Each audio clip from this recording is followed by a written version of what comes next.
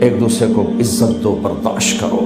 میرے نبی نے فرمایا بہترین مسلمان وہ ہے جو بیوی سے اچھا سلوک کرتا ہو، اور بیوی سے فرمایا میری شریعت میں سجدہ ہوتا تو بیوی سے کہتا خامند کو سجدہ کر۔ بہترین صدقہ اولاد کی تربیت ہے۔ پورا گھر میرے نبی نے نقشہ، ہر ایک کی قیمت بتائی۔ ماں تیرے قدموں تلے جنت، کا کاش میری ماں زندہ ہوتی، تم دیکھتے میں کیا کرتا، میں عشاء کی نماز کے مصلی پر ہوتا، میں سورۃ فاتحہ پڑھ رہا ہوتا، ادھر سے آواز آتی میری ماں کی محمد، تو میں نماز توڑ کے کہتا لبیک اماں جان۔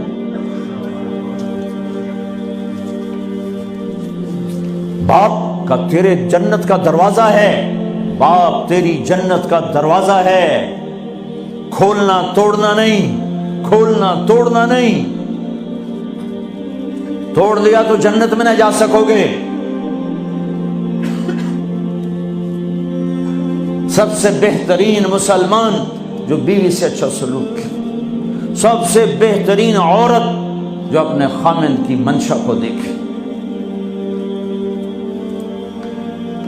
پھر آپ نے ایک عجب بات فرمائی جو معاشرے میں بہت بوجھ بنتا ہے جس کا، ہاں بھائی تمہیں ایسا صدقہ بتاؤں جس سے بڑھ کے کوئی صدقہ نہیں، تمہیں ایسا صدقہ بتاؤں جس سے بڑھ کے کوئی صدقہ نہیں۔ انہوں نے کہا جی کیا؟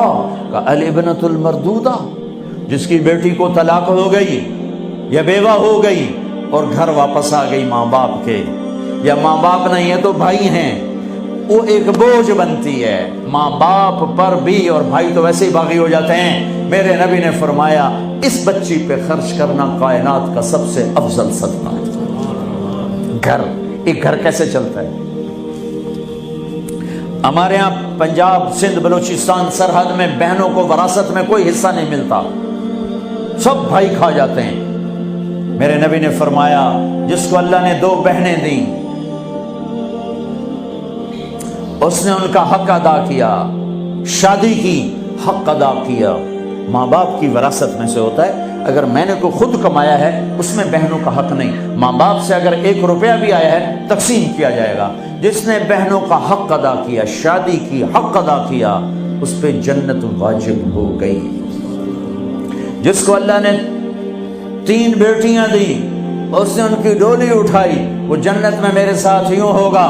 ایک بولے اگر 2 ہوں، کہ جس نے 2 بیٹیوں کی شادی کی وہ بھی ایسے ہوگا۔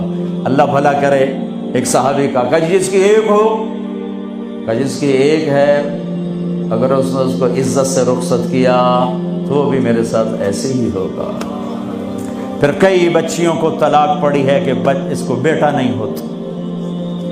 یہاں آنے سے پہلے کا واقعہ، پنڈی سے بچی رو رو برا حال اس کا، میں تو فون سنتا ہی نہیں ہوں ایسے کہ میرا تو کلیجہ پھٹ گیا ہے۔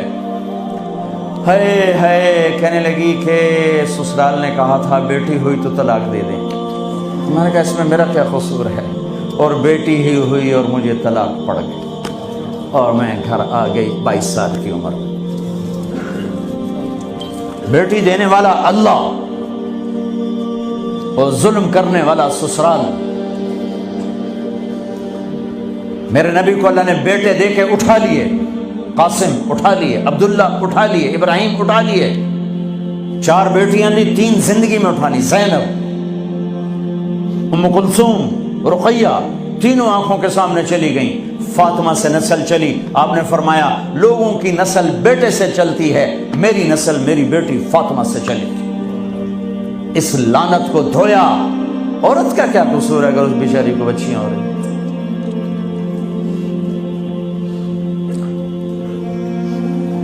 جس نے اپنی بہنوں کو حق ادا کیا، جس نے بیٹیوں کو ڈولے میں بٹھایا، ان کا حق ادا کیا، کہ جنت میں یوں ہو جائے گا۔